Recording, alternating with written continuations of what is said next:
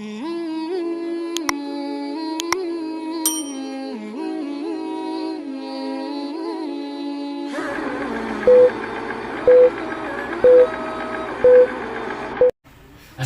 warahmatullahi wabarakatuh. Alhamdulillahilladzi ja'ala fi sirril azmani ibratan nahmaduhu subhanahu wa ta'ala nashkuru ala kulli ni'matin asyhadu an la ilaha illallah wa asyhadu anna muhammadan abduhu wa rasuluh nabiyul huda war rahmah. Allahumma sholli ala Muhammad, Allahumma sholli ala sayyidina maulana Muhammad wa ala alihi wa sahbihi ajmain. Alhamdulillahirabbil alamin. Di malam hari ini kita akan melanjutkan kajian kitab Bulughul Maram min Adillatil Ahkam karya Al-Hafidz Ibnu Hajar Al-Asqalani. Kita akan melanjutkan di bab targhib fi makarimil akhlak, yaitu ajakan agar orang berakhlak yang terpuji. Jadi kenapa ini menjadi anjuran? Anjuran akhlak ini sebenarnya berkaitan dengan bukan hanya antara pahala dan dosa, bukan hanya mendapat kenikmatan surga dan mendapatkan siksa kalau kita tidak berakhlak terpuji, tetapi manfaatnya kita rasakan di kehidupan kita sehari-hari. Karena di dalam hidup kita bukan hanya hidup sendiri. Jadi di dalam kitab pendidikan itu ada namanya kata al-insanu madaniyun bit-tabi'i. Sebebas-bebasnya orang, pasti kebebasannya akan dibatasi oleh kebebasan orang lain. Hurriyatul mar'i mahdudatun bi hurriyati ghairi. Jadi kebebasan seorang itu terbatas oleh kebebasan orang lain. Jadi kita misalkan hidup di sebuah masyarakat, tiba-tiba di siang hari Anda berteriak, wah gitu. Nah, suara Anda pasti akan terdengar. Kenapa orang itu protes? Karena berisik. Karena Anda melanggar batas kebebasan seseorang. Maka nggak ada orang yang bebas. Pasti ada aturan, meskipun aturnya sekupnya di dalam rumah kita, di dalam lingkungan kita, di dalam kelurahan, bahkan di dalam kita bernegara dan berbangsa. Jadi ada aturannya. Maka nggak ada istilah bebas. Pasti sebebas-bebasnya orang, dia akan dibatasi oleh kebebasan yang lainnya.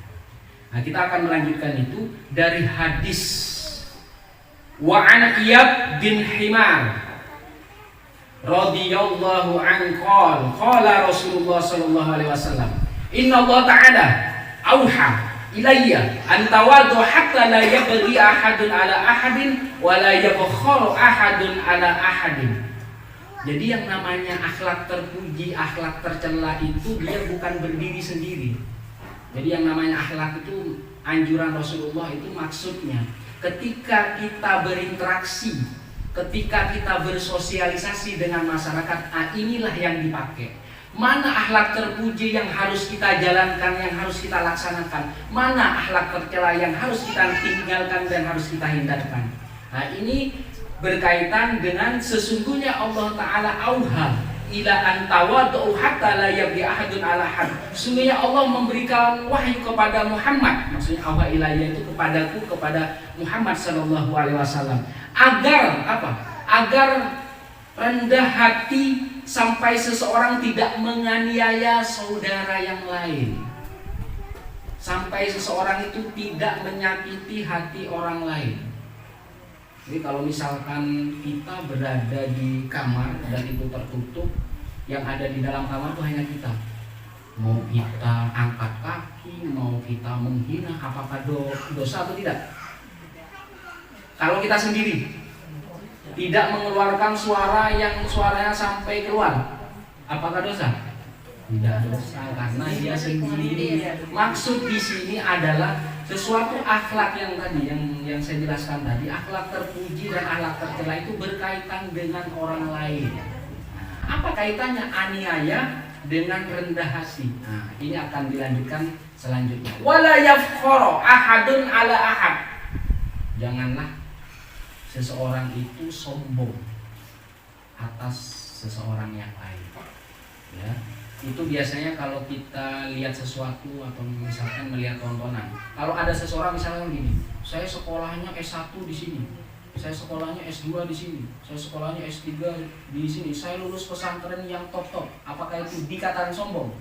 Misalkan saya bilang saya itu pintar. Sombong atau tidak? Sombong atau tidak? Sombong atau menjelaskan apa adanya?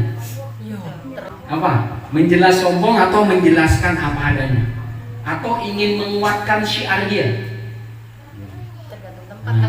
Jadi rendah hati dan sombong itu sebenarnya inti dasarnya, muaranya itu berasal dari hati kita. Masalah entar apakah tindakan kita menuju kepada sombong atau tidak, ini namanya muamalah antar manusia dan manusia lainnya. Kalau yang dijelaskan tadi, kalau memang itu benar, memang pintar sungguhan, memang benar-benar dia belajar sungguhan dan menunjukkan dia pintar, itu namanya bukan sombong. Tapi ketika hati dia, ini sudah menjelaskan secara lisan, hati dia ketika sudah menjelaskan, yang lain itu bodoh, yang lain itu kecil, lebih pintar saja, mereka itu enggak ada apa-apanya. Nah, kalau hati seperti itu baru dikatakan sombong. Tapi kalau hanya menjelaskan saya lulus ini, saya lulus di pendidikan ini, pendidikan itu, hanya menjelaskan saja, ingin misalkan syiarnya didengar, ingin misalkan apa yang diajarkan lebih menarik, lebih menambah orang-orang itu datang atau lainnya belajar atau membuat orang itu semangat, itu bukan dikatakan sombong. Nah, tapi ketika masuk ke dalam ini hatinya, itu baru dikatakan sombong kalau dia memang merendahkan. Nah, itu ya, jadi jelas ukurannya. Jadi kalau ada seseorang seperti itu, jangan divonis dulu. Nah, itu seperti itu. Wala yafkhur ahadun ala ahad, jangan menyombongkan diri. Jadi jangan menyombongkan satu orang dengan yang lain, atas yang lainnya, ala ahad. Jadi ini diriwayatkan Muslim. Wa an Abi Darda radhiyallahu anhu, anin Nabi sallallahu alaihi wasallam qala, man radda an irdi akhihi bil ghaib radallahu an wajhin nar yaumal qiyamah. Jadi barang siapa, maksudnya seseorang yang membela kehormatan saudaranya, padahal saudaranya nggak tahu. Jadi misalkan si A dan si B, si A dan si B sering kesini. Ketika sudah selesai jauh, dia berpencar, kemudian ada yang ngomongin dia, bukan pada tempatnya, membela kehormatan saudaranya. Di sini sudah baik, sudah orang meskipun ini pengen baik, berusaha untuk baik. Jadi bil ghaibi, orang yang kita bela itu nggak ada, tidak kelihatan, jauh. Tapi kalau ada yang ngomongin dia, harus kita bela. Jadi barang siapa yang membela kehormatan saudaranya itu nggak ada. Yang kita bela itu tidak mendengar kita, tapi ada orang yang ngomongin dia, yang memperburuk dia, yang memfitnah dia, maka harus kita bela. Radallahu an wajhin nar yaumal qiyamah, Allah akan membela, akan menjaga dirinya dari api neraka pada hari kiamat. Jadi kalau sudah ada orang berusaha pengen baik, berusaha untuk baik, jadi yang namanya kehidupan, Al-Quran dan hadis itu sebenarnya ideal, contoh yang paling tinggi. Apakah kehidupan kita sama dengan Al-Quran dan hadis? Itulah tantangannya. Kita ini hanya berusaha. Jadi Al-Quran dan hadis itu kalau ulama itu mengatakan ma'dubah dan ma'dabah. Jadi sebuah hidangan dan pesta, tinggal kita mau mengambil makanan yang mana. Pilih yang kita mampu. Atau misalkan kita mau semuanya silahkan, mau sebagian silahkan semampu kita. Nah, inilah yang diajarkan Rasulullah SAW berkaitan dengan akhlak. Nah, salah satunya akhlak ini, akhlak menjaga kehormatan atau nama baik saudara kita. Apalagi saudara kita yang sering ketemu di sini misalkan, itu harus dibela, harus dijaga. Maka ketika seseorang itu membela dan menjaga saudaranya agar terhindar dari fitnah, dari cacian, maka Allah akan membela, menjaga dia dari api neraka. An wajhihin nar yaumal qiyamah. Nah, ini ada keterangan artinya di sini. Apa yaumal qiyamah? Fihi dalilun ala fadilatir raddi ala man ightaba akhahu indahu wa huwa wajib. Bisa dikatakan membela saudaranya, membela kehormatan saudaranya, menjaga saudaranya agar tidak difitnah, menjaga saudaranya agar tidak dihina, itu bisa menjadi wajib. Wa huwa wajib. Ini ada keterangan di sini, ada keterangan paginya. Fihi dalilun ala fadilati. Ini adalah menunjukkan fadilah, keutamaan menjaga ala man ightaba. Jadi kita menjaga agar saudara kita yang jauh, mungkin dia tidak bisa membela diri, dia mungkin tidak bisa menjelaskan, maka ketika kita ada di hadapan dia, maka bela, jelaskan. Indahu bisa dikatakan membela itu wajib nih. Wa huwa wajib.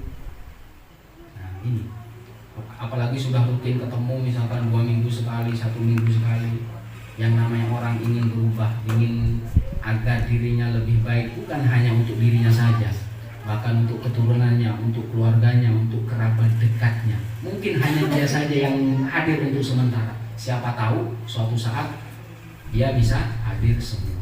Jadi ketika ada seseorang yang memfitnah saudara kita, jadi maksudnya bukan saudara seinya, bukan saudara sedara, bukan saudara kandung, ya ini juga saudara, maka dikatakan di dalam kata mutiara, rubba akhin lam talid huwa lidatu.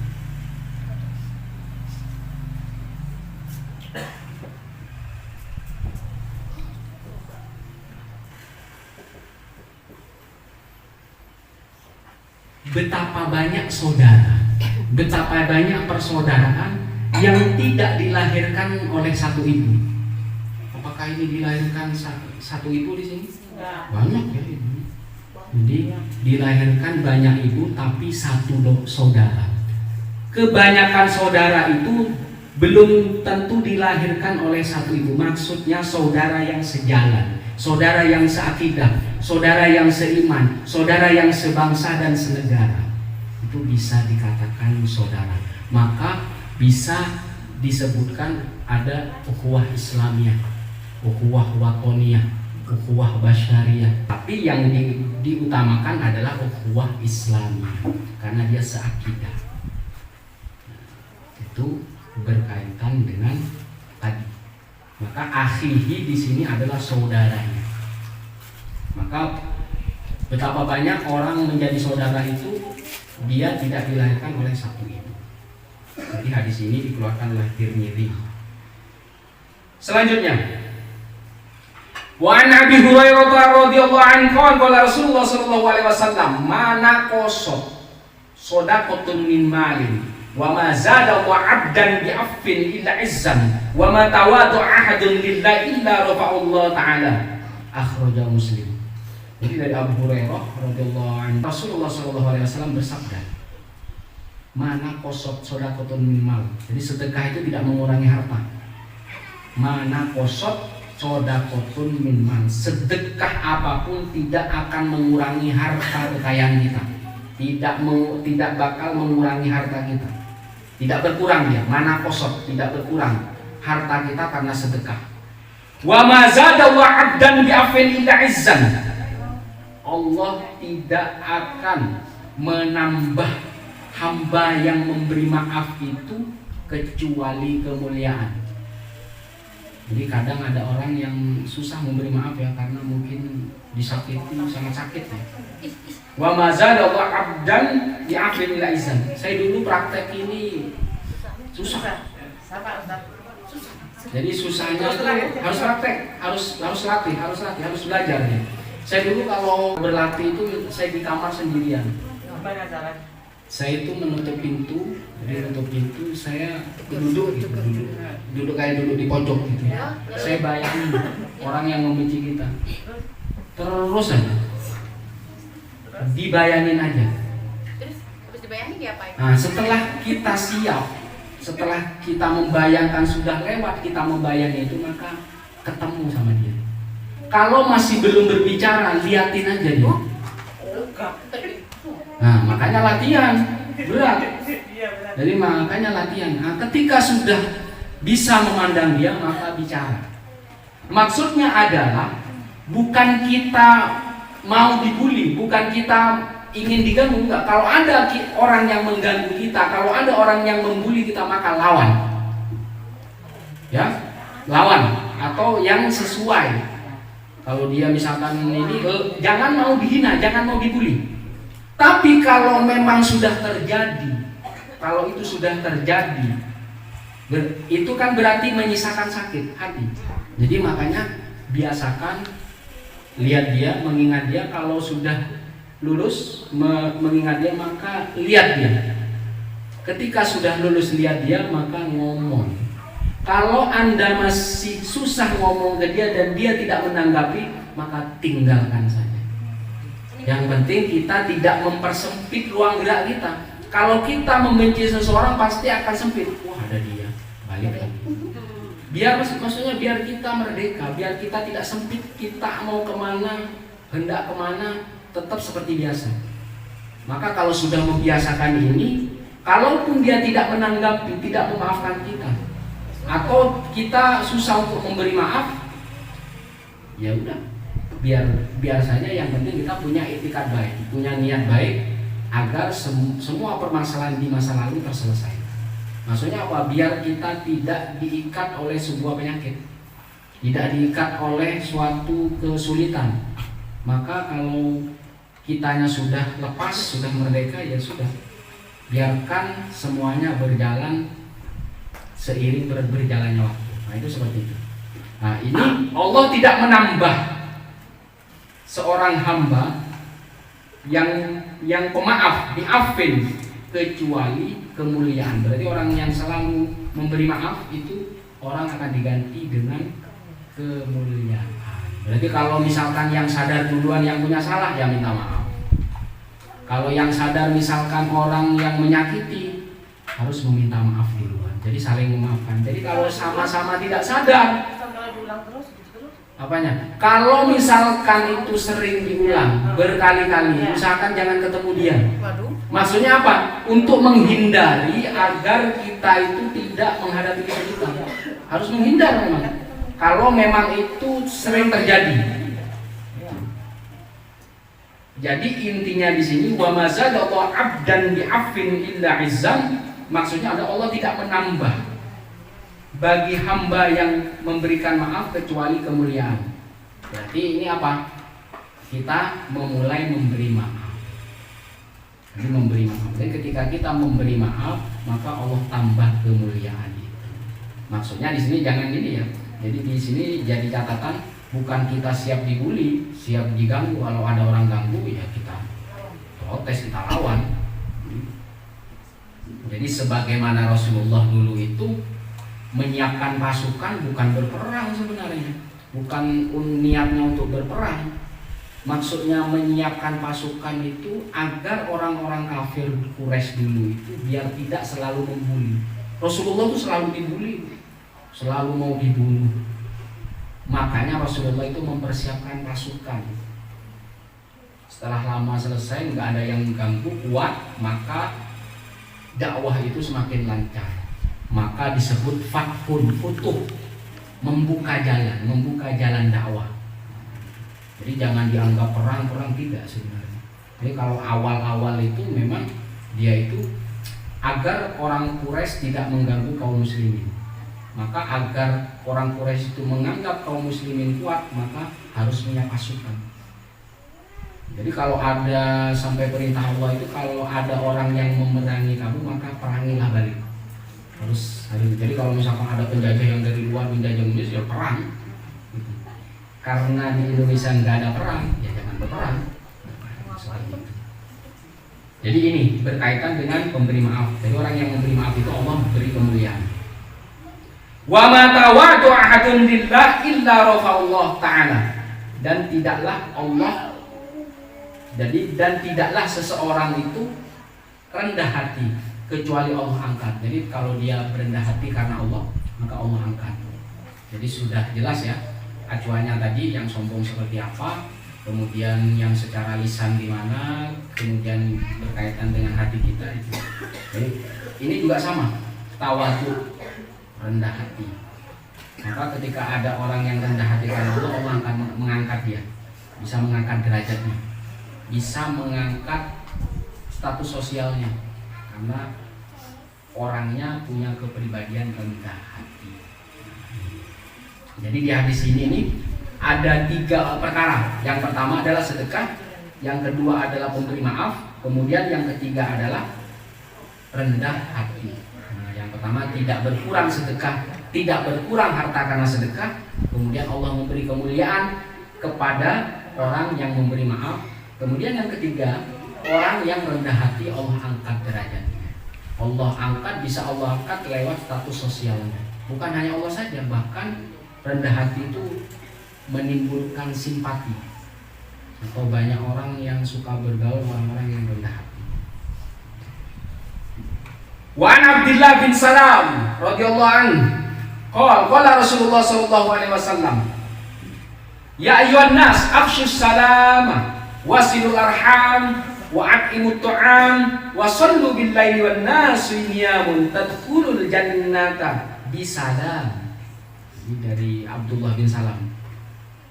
Abdullah bin Salam itu orang Yahudi yang masuk Islam.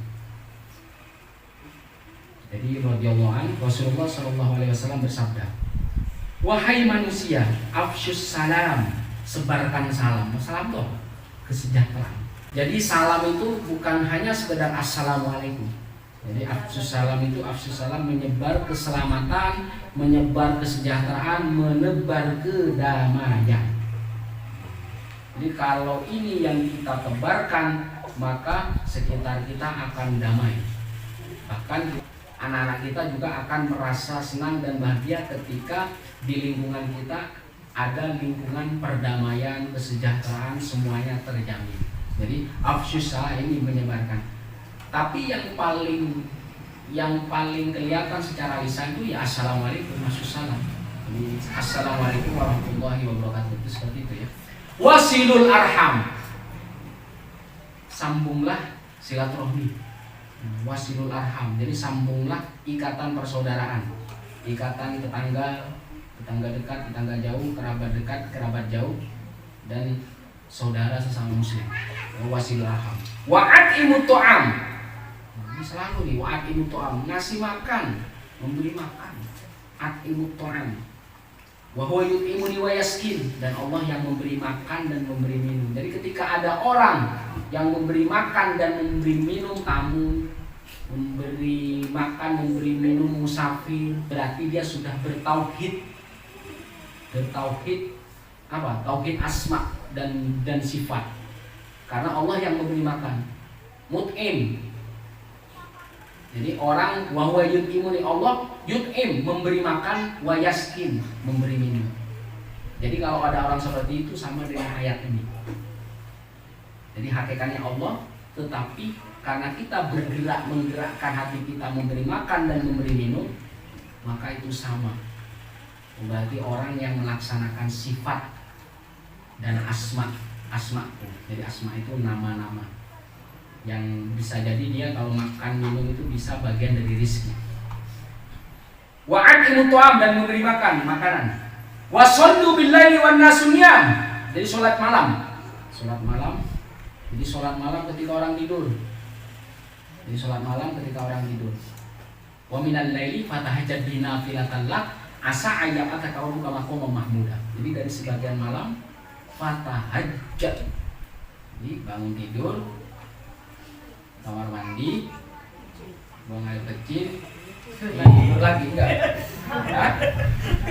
Sholat tapi ya. Jadi setelah tidur, bangun, kamar mandi, wudhu, kemudian sholat. Fatahajjad bihi nafilatan lak. Jadi sholat tahajudlah kalian. Dan sholat tahajud itu sebagai amalan tambahan sunnah.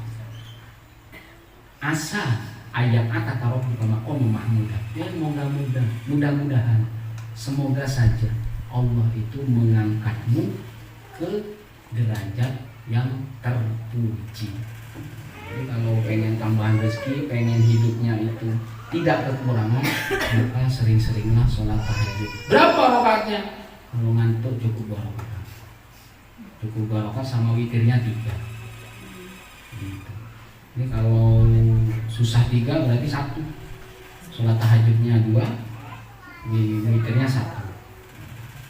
Bisa. bisa 3. Jadi bukan hanya bangun tidur, kamar mandi, buang air kecil, kemudian tidur lagi, jangan. Ini coba dibiasakan. Dan itu waktunya sebentar.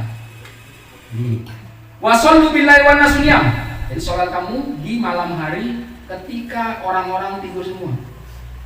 Ini enak-enak tidur, dia bangun. Setelah sholat tidur lagi kamu. Tadkhulul jannata bisalam. Kalian masuk surga dengan selamat juga. Ini ketika orang menyebarkan salam, menyebarkan kesejahteraan, menyebarkan kedamaian, kemudian silaturahmi, kemudian memberi makan, kemudian sholat malam, maka kalian masuk surga dengan selamat. Maksudnya tidak mampir di tempatnya hisab, tempatnya mizan, jadi tidak mampir di A'raf. A'raf itu tempat tinggi. Jadi kalau ada orang punya amal 50-50, baiknya 50%, buruknya 50%, itu akan ditempatkan di namanya Al-A'raf. Jadi di tempat tinggi. Dia itu menunggu ridhonya Allah, mau dimasukkan neraka atau surga atau dicuci dulu. Nah, ini maksudnya disalamin itu bighairi hisab. Semoga kita masuk surga bighairi hisab, tanpa dihitung, tanpa dihisab, dengan selamat. Amin ya robbal. Jadi maksudnya tadkhulul jannah bisalamin. Kita masuk surga dengan selamat. Jadi bisa jadi dia tanpa dihitung-hitung, hisab, tanpa dihisab, tanpa ditaruh di A'raf, tanpa ditimbang-timbang. Ini karena kita afsyus salam, kemudian silaturahmi, mengikat silaturahmi, jangan memutuskan, kemudian memberi makan, sholat malam, maka masuk surga dengan selamat. Saya kira ini amalan yang mudah, tidak susah, mudah memberi makan. Selanjutnya, Wan Tamim Ad-Dari radhiyallahu anhu, qala Rasulullah sallallahu alaihi wasallam, ad-dinun nasiha salatan. Qulna liman hiya ya Rasulullah? Qala lillahi wa likitabi wa li rasulihi wa li a'immatil muslimina wa amatihim. Akhrajahu Muslim. Jadi dari Tamim Ad-Dari radhiyallahu anhu, Rasulullah sallallahu alaihi wasallam bersabda, ad-dinun nasiha. Agama itu adalah petunjuk. Agama Islam. Agama itu petunjuk. Salatan 3 kali. Ad-dinun nasiha, agama itu adalah petunjuk, agama itu adalah petunjuk, agama itu adalah petunjuk. Qulna liman hiya ya Rasulullah. Jadi ada sahabat yang bertanya, milik siapa wahai Rasulullah petunjuk itu? Liman, punya siapa? Milik siapa petunjuk itu? Qala. Jadi maksudnya petunjuk itu agar manusia berbuat baik ke lillahi wali kitabihi wali rasulihi wali a'immatil muslimina wa amatihim. Jadi agama Islam itu petunjuk agar manusia itu berbuat baik kepada Allah, berbuat baik kepada kitabnya, itu Al-Quran, kepada Rasulnya, wali a'immatil muslimin, dan orang-orang yang peduli, yang mementingkan hajat hidup orang muslim. Jadi itu harus kita dukung orang-orang yang mementingkan hajat hidup orang muslim. Bukan hanya muslim saja, kalau di Indonesia banyak umat lain, antar golongan, antar ras, antar suku. Wali a'immatil muslimin, apalagi orang-orang yang mementingkan kepentingan orang muslim. Wa amatihim. Nah, ini bukan orang muslim saja, dan umumnya. Jadi ad-dinun nasiha itu petunjuk agar manusia itu berbuat baik kepada Allah, kepada kitabnya, kepada Rasulnya, kepada orang-orang yang memelihara, yang menjaga kemaslahatan, kepentingan orang Islam dan orang-orang umum semuanya. Ini harus kita dukung. Ini sampai Rasulullah itu mengatakan 3 kali, ad-dinun nasiha, ad-dinun nasiha, ad-dinun nasiha. Jadi agama itulah petunjuk. Jadi kalau ini bisa dilakukan di lingkungan kita, kita mendukung apa yang ditunjukkan oleh Rasulullah SAW, maka bisa dipastikan di lingkungan kita itu akan sejahtera. Bukan hanya sejahtera saja, tapi keberkahan akan selalu ada. Meski pekerjaan kita itu sedikit, penghasilan kita dibandingkan yang lain mungkin sedikit, tapi yang kita harapkan adalah keberkahannya. Harapan ketika penghasilan kita sedikit, satu-satunya adalah keberkahan, karena Allah lah yang memperbanyak. Jadi misalkan setiap hari dapat 100.000, yang penting pada hari itu Anda tidak sakit, 100.000 sudah cukup. Tetapi ada orang yang 1 juta tetapi harus cuci darah. Nah, itu beda. Memang secara kuantitas 1 juta sama 100.000, tapi kebutuhan atau untuk menghabiskan uang itu lebih besar yang 1 juta. Apa artinya? Makanya keberkahan itu. Jadi misalkan kita lewat di suatu tempat yang lain kena penyakit, sedangkan kita tidak, itu namanya keberkahan. Kalau kita pada waktu itu kena penyakit, sedangkan penghasilan kita 100.000, sudah habis. Ya. Jadi keberkahan itu diselamatkan. Jadi yang lain sakit, kitanya tidak. Sudah penghasilan 100.000, sakit-sakitan, mau di PHK, sudah bukan karyawan tetap, outsourcing atau lainnya. Nah, maka yang kita minta meskipun itu sedikit, meskipun kita kelihatan sedikit dibandingkan yang lain, maka keberkahan itu yang kita harapkan. Ketika ada seseorang yang mementingkan kemaslahatan umat Islam, kemaslahatan orang banyak, maka ini harus kita dukung. Jangan abaikan. Karena apa? Banyaknya harta belum tentu adanya berkah. Banyaknya harta belum tentu adanya keberkahan. Maka yang kita minta adalah keberkahan. Kalau uang harta bisa kita cari kan, bisa kita mau bekerja apapun, mau pengen penghasilan yang banyak, itu bisa. Tetapi keberkahan tidak bisa kita atur. Hanya Allah yang bisa menurunkan keberkahan itu. Maka ketika ada orang yang mementingkan maslahat orang Islam, maslahat orang-orang yang mementingkan kepentingan umum, maka harus didukung. Karena apa yang kita harapkan adalah keberkahannya. Keberkahannya bukan melulu permasalahan uang harta, tetapi kesehatan, masa depan, pendidikan dan lain-lainnya. Dan semoga kita diberkahi oleh Allah Subhanahu wa ta'ala ya. Dan menjadi orang yang mabruk, yang selalu hidupnya bukan hanya dirinya saja, tetapi keluarganya juga, sampai keturunannya yang terakhir. Saya kira sampai di sini saja. Wassalamualaikum warahmatullahi wabarakatuh.